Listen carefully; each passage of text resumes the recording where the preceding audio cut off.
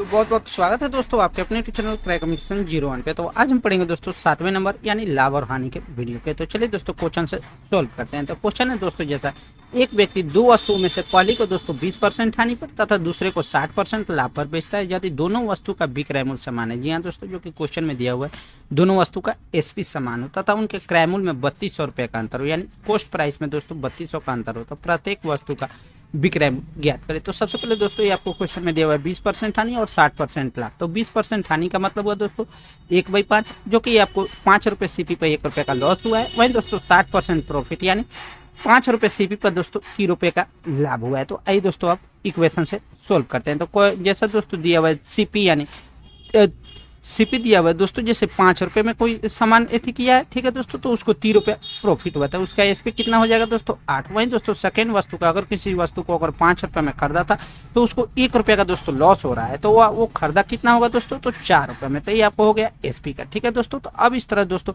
दोनों को आप जैसे दिया हुआ है क्वेश्चन में विक्रय मूल्य समान है, तो दोनों का आप विक्रय मूल्य समान कीजिए। तो ये आपको पहला विक्रय मूल्य था पहला वस्तु का 8 रुपये, तो दूसरा वस्तु का भी विक्रय मूल्य दोस्तों समान कीजिए, यानी दुगुना सब में कर दीजिए। अब आ गया दोस्तों दोनों वस्तु का विक्रय मूल्य समान हो गया, प्रॉफिट लॉस हो गया, तो +3 इसका हो गया, पहले वस्तु का 3 रुपये प्रॉफिट, दूसरे वस्तु का दोस्तों -2 रुपये लॉस हो गया। इस तरह दोस्तों दोनों का हो गया। तो अब सीपी यानी क्रयमूल्य का तथा उनके क्रयमूल्य का अंतर दिया हुआ है दोस्तों। तो सीपी यानी इसमें फर्स्ट वस्तु का सीपी था 5 और सेकेंड वस्तु का सीपी था दोस्तों 10, तो 10 में से 5 गया, यानी अंतर दिया हुआ है दोस्तों। तो 5 वस्तु का अंतर दिया हुआ है 3200, तो एक का हो जाएगा 640 रुपये, ठीक है दोस्तों, 640 गुना।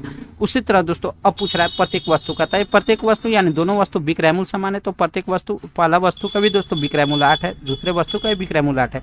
तो इस तरह दोस्तों 640 में 8 से गुना कर दीजिए, ये आपको 5120 रुपया हो जाएगा। उसी तरह दोस्तों एक ये वाला क्वेश्चन है, एक वस्तु के क्रय मूल्य पर 15% की छूट के बाद उसका विक्रय मूल्य एक दूसरी वस्तु के क्रय मूल्य पर 25% की छूट दिए जाने के बाद उसके विक्रय मूल्य के बराबर है यदि दोनों वस्तु का क्रय मूल्य का जो 640 रुपये है, तो प्रत्येक वस्तु का विक्रय मूल्य ज्ञात करें। तो इसमें भी दोस्तों उसी तरह कीजिए, 15% यानी छूट, तो 15% 3/20 से आपको फ्रैक्शन हो गया, और 25% तो 1/4। और इस तरह दोस्तों 20 रुपये सीपी पर ये आपको 3 रुपये का प्रॉफिट हुआ है, तो ठीक है दोस्तों 20 हो गया सीपी और 3 रुपये, तो पहले वाला वस्तु तो 20 रुपये 3 रुपये का लॉस हुआ है, तो ये आपको हो जाएगा।